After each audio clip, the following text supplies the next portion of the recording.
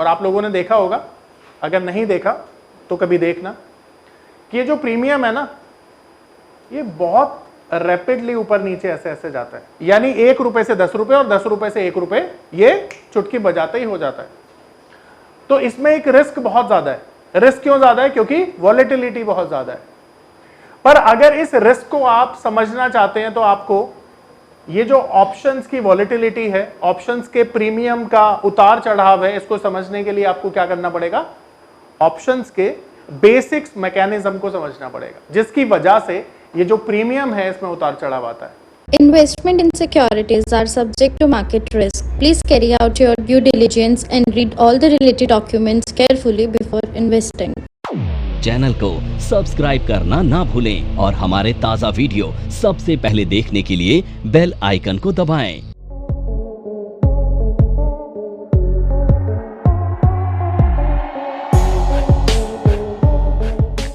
तो आज हम बात करेंगे ऑप्शन स्ट्रेटेजीज की। देखो, सबसे पहले ये समझ लो कि ऑप्शन स्ट्रेटेजी क्या होती है। नॉर्मली क्या होता है कि जब भी मार्केट ऊपर जाती है, यानी मार्केट पर आपका व्यू होता है बुलिश, तो आप क्या करते हैं इस सिचुएशन में? बाय करते हैं। और जब भी मार्केट होती है बेरिश, तो आप क्या करते हैं? सेल करते हैं। अब अगर आपको बाय और सेल करना हो ऑप्शन के माध्यम से, तो मार्केट जब भी बुलिश होगी आप किसे बाय करेंगे, और जब भी मार्केट बेरिश होगी आप किसको बाय करेंगे? नॉर्मली ऐसा मार्केट में किया जाता है, ठीक है। पर अगर हम ऑप्शन स्ट्रेटेजी की बात करें ना, तो ऑप्शन स्ट्रेटेजी का मतलब है कि आपने कोई भी पोजीशन सिंगल नहीं ली हुई है, बल्कि डबल ली हुई है। मान लेते हैं आपने कॉल बाय की, अगर मार्केट ऊपर चला गया तो आपका प्रॉफिट हो जाएगा, पर अगर इस सिचुएशन में मार्केट नीचे आया तो क्या होगा? आपका लॉस होगा। मार्केट अगर नीचे जा रहा है, आपने पुट बाय की तो प्रॉफिट होगा, और मार्केट ऊपर चला गया तो आपका लॉस होगा, ठीक है। तो जब भी आप ऑप्शन स्ट्रेटेजी डिप्लॉय करते हैं तो उसके पीछे आपका एक उद्देश्य होता है। वो उद्देश्य क्या होता है? सबसे पहला उद्देश्य होता है कि आपका कोई बड़ा लॉस ना हो जाए, ठीक है, जिसे हम कहते हैं हेजिंग। तो सबसे पहला हमारा जो मोटिव होता है वो क्या होता है? हेजिंग करना। तो ऑप्शन स्ट्रेटेजी का सबसे पहला मोटिव क्या हो गया? हेजिंग करना। तो सबसे पहली चीज आपने क्या की? हेजिंग। किसके माध्यम से की? अब एक सिचुएशन हेजिंग की और दे देता हूं आपको। मान लीजिए आपके पास कोई शेयर्स हैं और मार्केट में वो शेयर का प्राइस टेम्परेरीली मान लेते हैं नीचे आने की वजह से आपका नुकसान हो सकता है। तो उस नुकसान को बचाने के लिए आप क्या करोगे? आप या तो स्टॉप लॉस ले लोगे। अगर स्टॉप लॉस ले लिया तो वो तो पोजीशन आपकी लॉस बुक हो गई या लॉस से बच गए। पर दूसरी भी एक चीज कर सकते हैं जिससे कि लॉन्ग टर्म की पोजीशन होल्ड में रहे और आपका नुकसान भी बच जाए। उसके लिए भी आप कोई ऑप्शन की स्ट्रेटेजी बना सकते हो, ठीक है, जिससे आपका लॉस कम हो जाएगा। तो उस सिचुएशन के लिए भी हम हेजिंग का यूज करते हैं। दूसरा, मान लेते हैं कि मार्केट में एक बहुत बड़ी तेजी आ सकती है और बहुत बड़ी मंदी आ सकती है, पर आप लोगों के पास एक बहुत छोटा पैसा है। मान लेते हैं 10,000, 20,000। अब ये 10 और 20,000 से ना तो आप फ्यूचर्स में काम कर पाएंगे और ना ही आप इसकी इक्विटी ज्यादा मात्रा में ले पाएंगे। भाई 10,000 और 20,000 की इक्विटी कितनी आएगी? बहुत थोड़ी आएगी। पर अगर आपको इस सिचुएशन का फायदा उठाना है तो इसके लिए कौन सी मार्केट है? तो ऑप्शन में एक छोटा पैसा लगा के बड़ा पैसा बनाया जा सकता है और स्ट्रेटेजी के माध्यम से भी बनता है। तो दूसरा ना, ये स्पेक्यूलेशन के लिए यूज किया जाता है, यानी ऑप्शन का दूसरा जो यूज है वो क्या है? स्पेक्यूलेशन, ठीक है। अब मान लेते हैं आप एक रिटायर्ड पर्सन है, आपको हर महीने खर्चे के लिए कुछ पैसे की जरूरत होती है, तो आप फिक्स डिपॉजिट में वो पैसा रख सकते हैं, बॉन्ड खरीद सकते हैं, कुछ इस तरह के प्रोडक्ट्स हैं जहां पे आप इन्वेस्टमेंट कर सकते हैं। पर बहुत सारे लोग हैं जो स्टॉक मार्केट में सीखने के बाद ना रेगुलर इनकम जनरेट करने के लिए ऑप्शन स्ट्रेटेजीज का यूज करते हैं, स्पेशली सेलिंग का। तो ऑप्शन स्ट्रेटेजी का यूज हम रेगुलर इनकम जनरेट करने के लिए भी कर सकते हैं। यानी तीसरा इसका बेस्ट यूज क्या हो सकता है? Regular income generation. तो ये 3 बेस्ट यूज हो सकते हैं किसके? ऑप्शन स्ट्रेटेजी के, ठीक है। तो देखिए, मार्केट का व्यू जब भी आपका बुलिश होगा और आप मार्केट में केवल कॉल को बाय करेंगे तो इसको ऑप्शन स्ट्रेटेजी नहीं बोला जाएगा। अगर मार्केट में आपका व्यू बेरिश है और आप केवल पुट को बाय कर लेंगे तो इसको भी ऑप्शन स्ट्रेटेजी नहीं बोला जाएगा, बल्कि आप कॉल और पुट को बाय कर लें, एक कॉल को बाय करके पुट को सेल कर दें, एक कॉल को बाय करके एक कॉल को सेल कर दें, तो ये ऑप्शन स्ट्रेटेजी माना जाएगा, ठीक है। और ऑप्शन स्ट्रेटेजी के ये 3 बेसिक मेन रूल होते हैं जो मैंने आपको बताया। ठीक है। नमस्कार दोस्तों, क्या आप स्टॉक मार्केट में शुरुआत करने का सोच रहे हैं और क्या आपको यह समझ में नहीं आ रहा है कि आपकी शुरुआत कहां से होनी चाहिए? तो मैं आपको एक ऐसा कोर्स सजेस्ट करने जा रहा हूं जो आपकी लाइफ चेंज कर सकता है, और मैं बात कर रहा हूं NIFM का advance level of smart investor course की, जो आपकी लाइफ चेंज कर सकता है। जी हां, आपने सही सुना, NIFM आपके लिए लेके आया है एक ऐसा शानदार कोर्स जो आपको बताएगा कि किस तरह से आप स्टॉक मार्केट में सक्सेसफुली पैसा कमा सकते हैं। और ये कोर्स है advance level of smart investor. Advance level of smart investor course आपको हर छोटी से छोटी और बड़ी से बड़ी मार्केट की बारीकियों के बारे में जानकारी देता है, और ये सभी जानकारियां आपको इस मार्केट में पैसा कमाने में बहुत ज्यादा मददगार साबित होती हैं। तो इस कोर्स को करने के बाद आप मार्केट में सक्सेसफुल ट्रेडर और सक्सेसफुल इन्वेस्टर बन सकते हैं। अब एक और चीज जो बड़ी इंपॉर्टेंट है, ऑप्शन में आप किस चीज को ट्रेड कर रहे हैं? प्रीमियम ट्रेड कर रहे हैं। तो ऑप्शन में ना आप प्रीमियम को ट्रेड करते हैं। जब भी ऑप्शन में कोई भी काम करते हैं आप, तो इसके प्रीमियम को ट्रेड किया जाता है। और आप लोगों ने देखा होगा, अगर नहीं देखा तो कभी देखना, कि ये जो प्रीमियम है ना, ये बहुत रैपिडली ऊपर नीचे ऐसे ऐसे जाता है। यानी 1 रुपए से 10 रुपए और 10 रुपए से 1 रुपए, ये चुटकी बजाते ही हो जाता है। तो इसमें एक रिस्क बहुत ज्यादा है। रिस्क क्यों ज्यादा है? क्योंकि वॉलेटिलिटी बहुत ज्यादा है।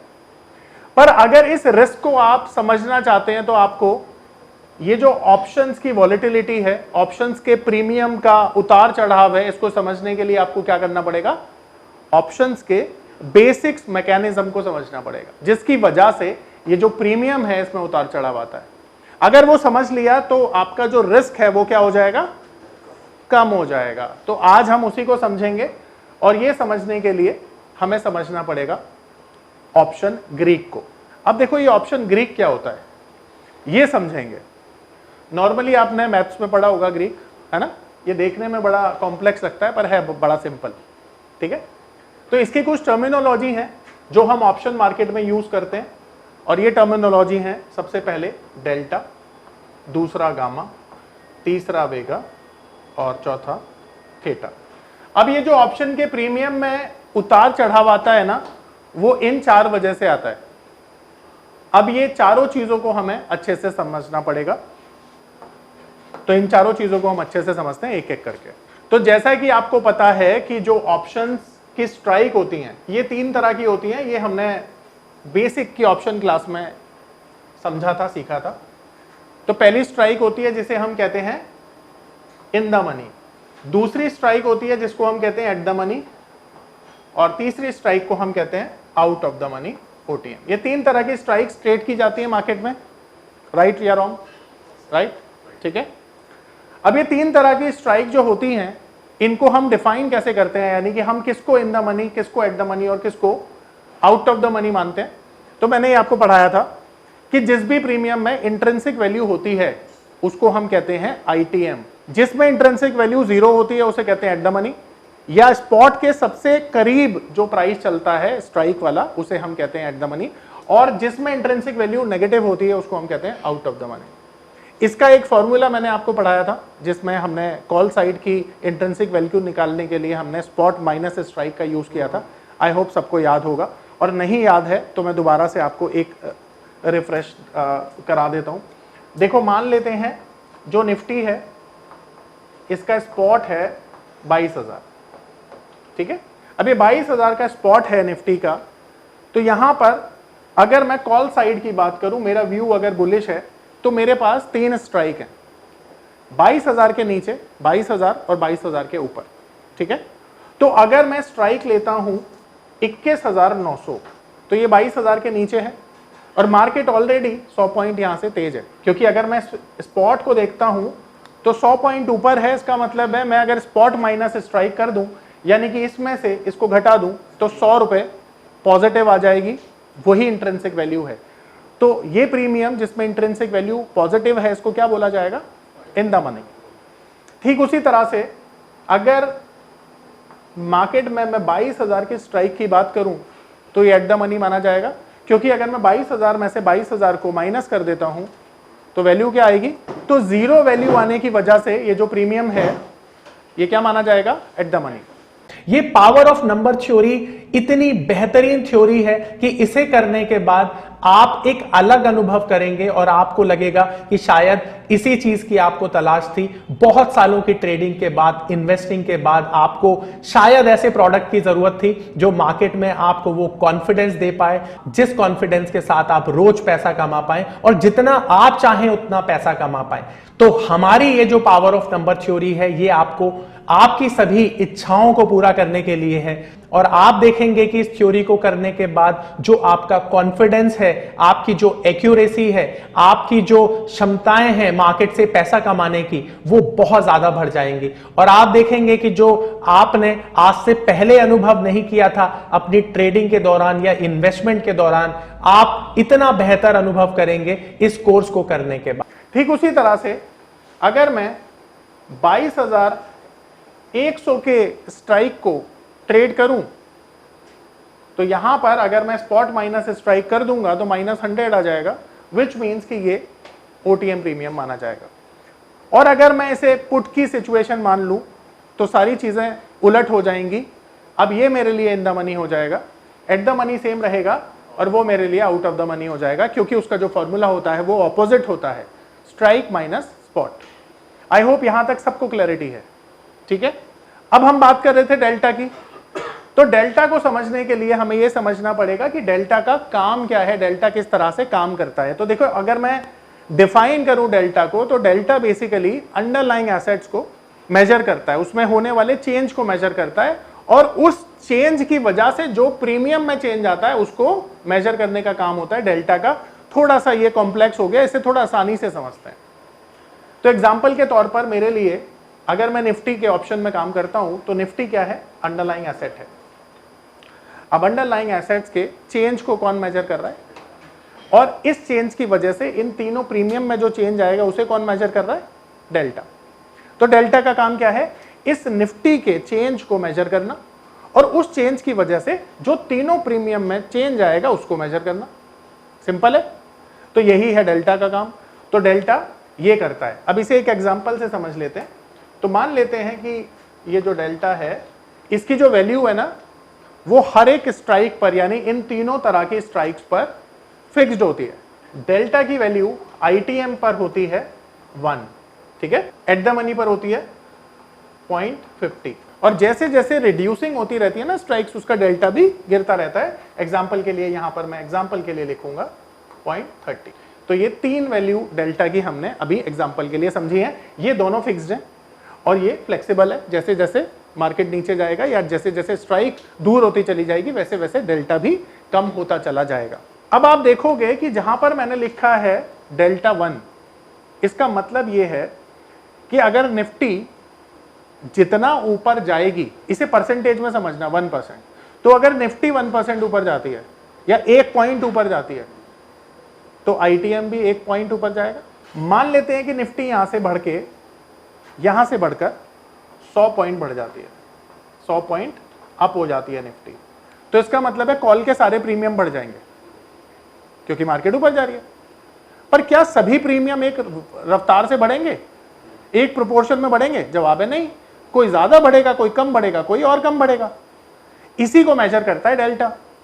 अब देखो यहां पर मान लेते हैं जिसका डेल्टा 1 है और इसका प्रीमियम मान लेते हैं, एग्जाम्पल के तौर पर इसका प्रीमियम था 150 रुपये, प्रीमियम था जब हमने बाई किया था। अब मार्केट 100 पॉइंट ऊपर से चली गई है, तो 100 पॉइंट ऊपर जाने की वजह से इसका जो प्रीमियम है डेल्टा की वजह से 100 पॉइंट तो बढ़ेगा। तो ये बढ़कर कितना हो जाएगा? 250 हो जाएगा। ये 100 पॉइंट किसकी वजह से बढ़ा? डेल्टा की वजह से। सेम वे अगर मैं बात करूं, एट द मनी प्रीमियम था 75 रुपये ट्रेड जब हमने किया था तब, और मार्केट बढ़ी है 100 पॉइंट से, तो ये जस्ट उसका हाफ बढ़ेगा, यानी 50 बढ़ेगा। तो यहां पर प्रीमियम कितना बढ़ेगा? तो अब ये कितना आ जाएगा? सेम वे यहां पर अगर ये बढ़ेगा 100 पॉइंट तो ये बढ़ेगा केवल 30 पॉइंट्स। मान लेते हैं इसकी वैल्यू थी 50 और अब ये कितना बढ़ेगा? तो ये कितना हो गया? तो आप देखोगे कि परसेंटेज टर्म में भी अगर आप देखोगे तो यहां पर आपको समझ में आएगा कि ये जो सारे प्रीमियम होते हैं ये एक बराबर से नहीं बढ़ते हैं, और इनके बढ़ने की जो वजह होती है वो डेल्टा होती है। तो डेल्टा की वजह से प्रीमियम इस तरह से बढ़ते हैं और इसी तरह से गिरते हैं। ठीक है, आ रही है मेरी बात समझ में?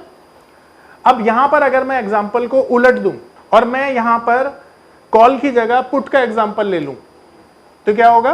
पुट का एग्जाम्पल अगर मैं लूंगा यहां पर, तो पहले तो कॉल का एग्जाम्पल था, ये सारा का सारा एग्जाम्पल कॉल का है, पर अब इस एग्जाम्पल को हम चेंज कर देंगे और ये बन जाएगा हमारे लिए पुट का एग्जाम्पल। अब पुट का एग्जाम्पल समझने के लिए आपको ये समझना है कि जो डेल्टा होता है ना वो माइनस में होता है। कॉल साइड का डेल्टा पॉजिटिव होता है और पुट साइड का डेल्टा माइनस में होता है। उसके पीछे की वजह क्या है?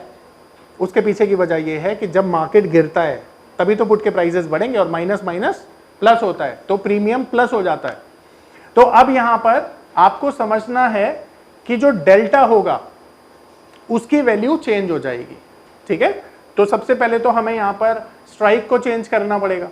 ठीक है, तो यहां पर अगर मैं स्ट्राइक को चेंज करूं तो ये स्ट्राइक बन जाएगी OTM और ये स्ट्राइक बन जाएगी ITM। ठीक है, यहां पर जो ITM प्रीमियम होगा उसका डेल्टा क्या होगा? -1। इसका डेल्टा कितना होगा? और इसका डेल्टा कितना होगा? -30, है ना, 0.3 कर दो।